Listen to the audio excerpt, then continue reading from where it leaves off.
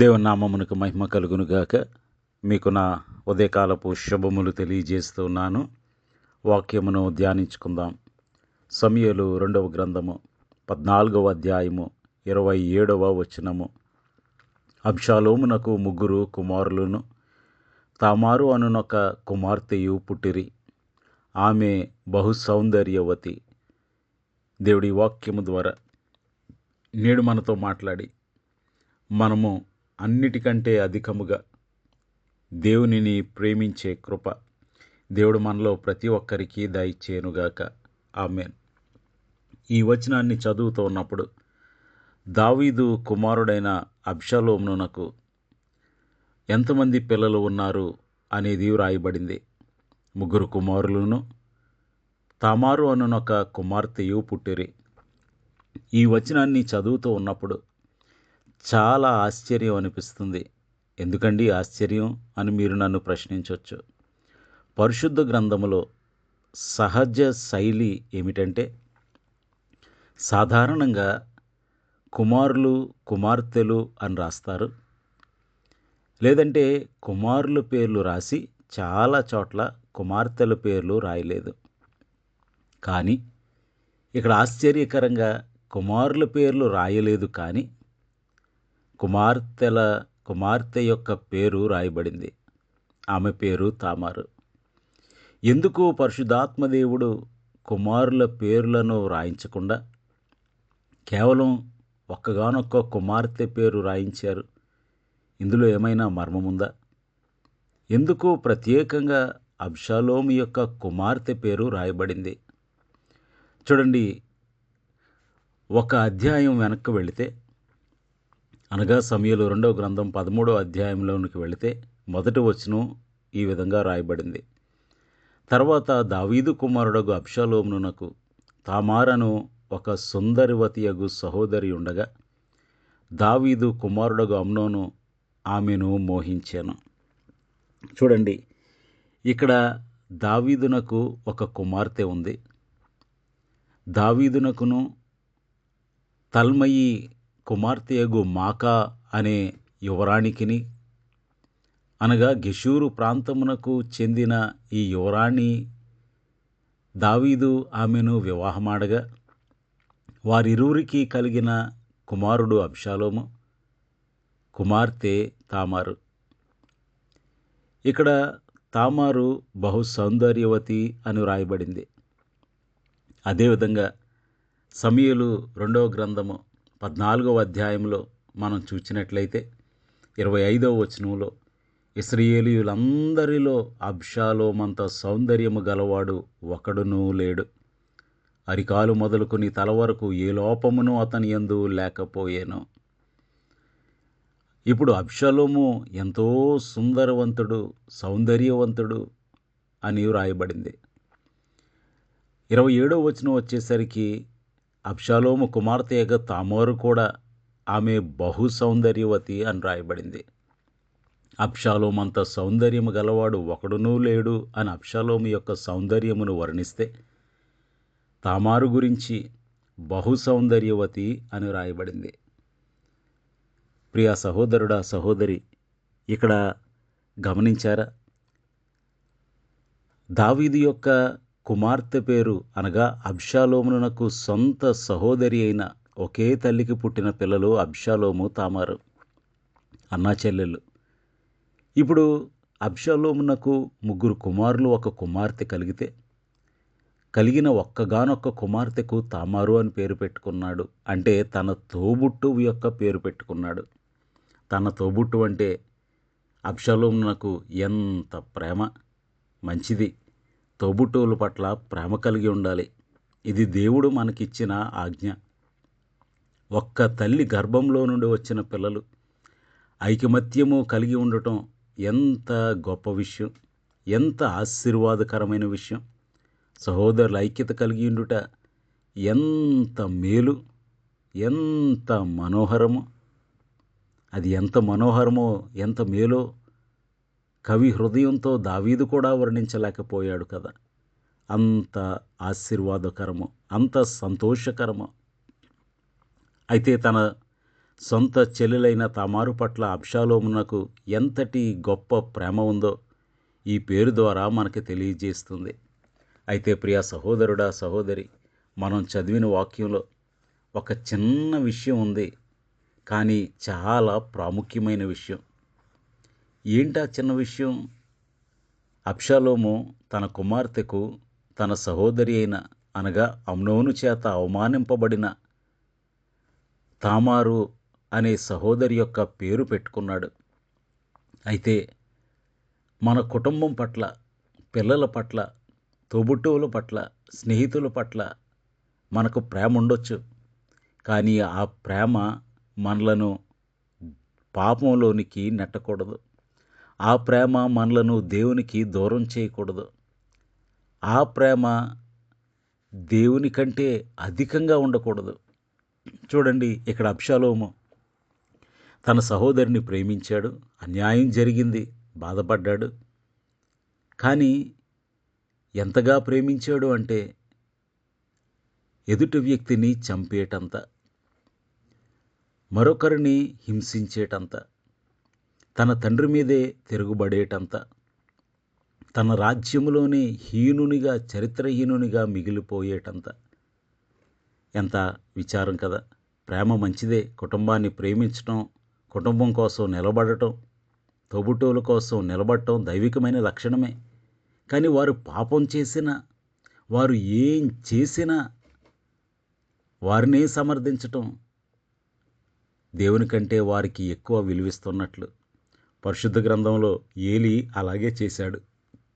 యాజకుడైన ఏలీ 1 సమూయేలు గ్రంథం 2వ అధ్యాయంలో రాయబడినట్లుగా తన కుమారులు దేవుని సన్నిధిలో పాపం చేస్తున్నారని తెలిసిన, దేవుని సన్నిధిలో పరిచర్య చేయటానికి వచ్చిన స్త్రీలతో పాపం చేస్తున్నారని తెలిసిన, దేవునికి బలి అర్పించటానికి వారు శ్రేష్టమైన పశువులను తీసుకుని వచ్చినప్పుడు ఆ బలిభాగంలో శ్రేష్టమైనది దేవునికి అర్పింపక తామే తీసుకుంటున్నారని తెలిసిన తన కుమారులను గట్టిగా మందలించలేదు, గద్దించలేదు. తన కుమారుల మీద ఉన్న అతి ప్రేమ వల్ల దేవుని కంటే వారికి ఎక్కువ ప్రాముఖ్యతనిచ్చాడు. ఫలితం దేవుని తీర్పు ఏలీ కుటుంబం మీదకి వచ్చింది. ప్రియా సహోదరుడా, సహోదరి, ఒకవేళ నీ కుటుంబం మీద, నీ పిల్లల మీద, నీ తోబుట్టువుల మీద నీకున్న ప్రేమ దేవునికి విరోధంగా ప్రవర్తించేలా చేస్తుందా? దేవుని కంటే అధిక ప్రాధాన్యతనిస్తుందా?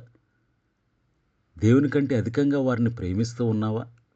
వారి కోసం దేవునికి దూరం అయిపోవటానికైనా సిద్ధమైపోతూ ఉన్నావా?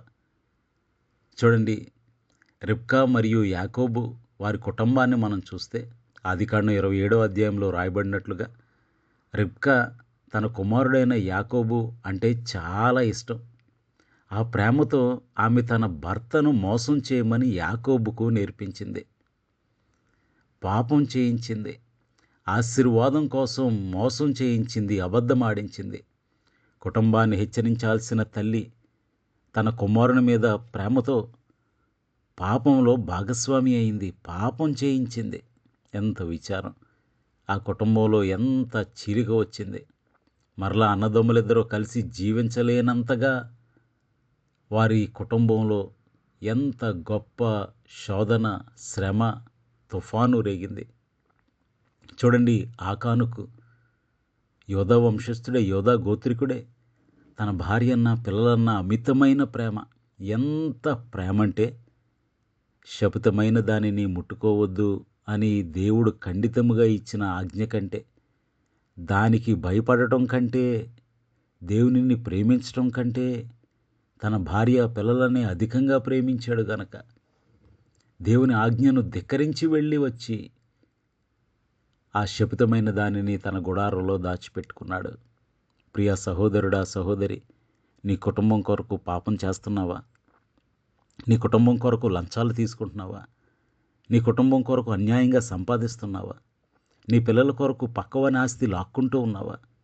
నీ పిల్లల కొరకు అన్యాయం చేసి ఎదుటివారిని మోసం చేస్తున్నావా? దగా చేస్తున్నావా? బాధ పెడుతున్నావా?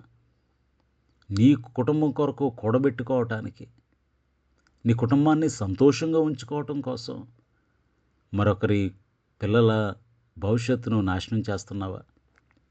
ఒకసారి ఒక అరటిపళ్ళు అమ్మేవాని దగ్గరికి నేను వెళ్ళాను. అయితే అతన్ని నేను అడిగాను, ఈ అరటిపళ్ళు సహజంగా ముగ్గినవేనా అని. అతను అన్నాడు, సార్ ఇవి ఏదో గ్యాస్ వేస్తారండి, గ్యాస్ పెట్టి ముగ్గిస్తారు, అవి పండేలా చేస్తారు అని అన్నాడు. అప్పుడు నేను అతను ఒక ప్రశ్న అడిగాను, అవి రేట్ ఎంతైనా పర్వాలేదు కానీ ఒక్క మాట నాకు నిజం చెప్పు, ఈ పండ్లను తీసుకెళ్ళి నీ పిల్లలకు నువ్వు పెట్టగలవా? ఒకవేళ పెట్టేటట్టయితే అవి నాకు అమ్ము, రేట్ ఎంతైనా పర్వాలేదు అని అడిగాను. అతడు ఒక్క క్షణం ఆగి, సార్ అయితే వద్దండి, ఈ పళ్ళు నేను మీకు అమ్మలేను అన్నాడు. ప్రియ సహోదరుడా, సహోదరి, చాలామంది తమ పిల్లల కడుపు నింపటానికి వేరొక కుటుంబాలలో ఎంత పాపం చేస్తారు, ఏవేవో కల్తీ చేసి అమ్ముతూ ఉంటారు. ఎంత విచారం! అది వారికి ఆశీర్వాదకరం అవుతుందా? అన్యాయం చేసి మరొకరి కడుపు కొట్టి, మరొకరి కన్నీరు కార్చేలా చేసి, మరొకరిని బాధపెట్టి, హింసించి, ద్రోహం చేసి, మోసం చేసి, అన్యాయంగా లాక్కొని అది తీసుకుని వెళ్ళి వారి ప్రేమించే భార్య పిల్లలకు పెడితే అది వారికి ఆశీర్వాదకరం అవుతుందంటారా? నీతిగల న్యాయాధిపతి అయిన ప్రభువు చూస్తూ ఊరుకుంటాడా? చూడండి, ఇక్కడ అబ్షాలోముకు తన సహోదరి అంటే ప్రేమ మంచిదే, కానీ ఆ ప్రేమ మరొకరిని చంపేటంత వరకు వెళ్ళింది. తన తండ్రి మీదే తిరుగుబాటు చేసేటంతగా వెళ్ళింది. తన తండ్రి ఉపపత్నులతో పగలే ఇశ్రాయేలీయులందరూ చూస్తుండగా అవమానకరమైన క్రియలు చేయడానికి అతనిని ప్రేరేపించింది. ప్రియ సహోదరుడా, సహోదరి, నీ కుటుంబం మీద ఉన్న ప్రేమ దేవునికి నిన్ను దగ్గరగా చేయాలి. నీ కుటుంబం మీద ఉన్న ప్రేమ దేవుని కొరకు ఘనమైన కార్యాలు సాధించేలా చేయాలి. అంతేగాని దేవునికి దూరం చేయకూడదు, పాపం చేయటానికి ప్రేరేపించకూడదు, దేవుని కంటే అధికంగా వారిని ప్రేమించకూడదు. ఎంత విచారం! అబ్షాలోము తన సహోదరి పేరు తన సొంత కుమార్తెకు పెట్టుకున్నాడు, మంచిదే, కానీ ఆ ప్రేమ పగగా మారింది. ఆ ప్రేమ తన తండ్రి మీద ద్వేషంగా మారింది. ఆ ప్రేమ తనను చరిత్రలో హీనునిగా చేసింది. మరి నీ కుటుంబం మీద ఉన్న ప్రేమ, ప్రియ సహోదరుడా, సహోదరి, దేవునికి నిన్ను దగ్గర చేస్తుందా, దూరం చేస్తుందా? దేవునికి మహిమ తెస్తుందా, అవమానం కలిగిస్తుందా? నీ కుటుంబానికి అది ఆశీర్వాదకరం అవుతుందా, నీ కుటుంబానికి బాధను మిగులుస్తూ ఉందా? నీ కుటుంబం మీద ఉన్న ప్రేమ ఎటువంటిది? ప్రార్థన చేసుకుందాం. సర్వోన్నతుడును సర్వశక్తివంతుడు అయిన మా ప్రియ పరలోకపు తండ్రి, జీవం గల దేవా, అబ్షాలోమునకు 3 కుమారులను, తామారును ఒక కుమార్తె ఉందని రాశారు. ప్రభువా, సాధారణంగా ఎక్కడైనా కుమారులు కుమార్తెలను రాస్తారు, అన్నా విషయంలో రాసినట్లుగా. లేకపోతే కుమారుల పేర్లు రాస్తారు, కుమార్తె పేరు రాయరు సాధారణంగా. కానీ ఇక్కడ విచిత్రంగా కుమారుల పేర్లు రాయలేదు, కానీ కుమార్తె పేరు రాశారు. దానికున్న కారణం ఏంటి అని మేము వెనక్కి వెళ్ళి చూచినప్పుడు, ప్రభువా, అబ్షాలోమునకు సొంత సహోదరి అయిన తామారు, అమ్నోను చేత అవమానింపబడిన తామారు మీద ప్రేమతో పెట్టుకున్నాడని.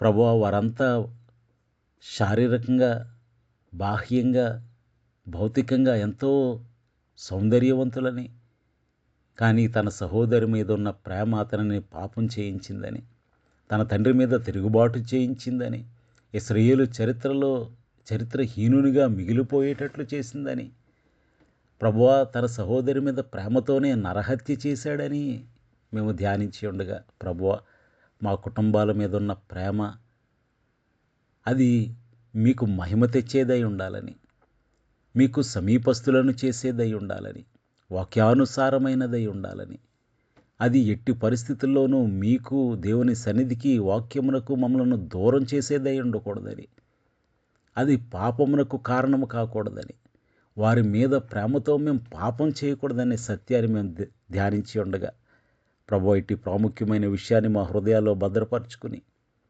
ఎట్టి పరిస్థితుల్లోనూ, అన్ని స్థితిగతులలోనూ అన్నిటికంటే అన్ని బంధముల కంటే ముఖ్యంగా మొదటి స్థానము నీకిచ్చి జీవించే కృప మాలో ప్రతి ఒక్కరికి అనుగ్రహించమని యేసునామములో స్తుతించి వినయముగా వేడుకొనుచున్నాము తండ్రి.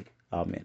మీ అందరికీ నా వందనములు. ప్రభు పరిచర్యలో మీ సహోదరుడు దిలీప్ బాబు.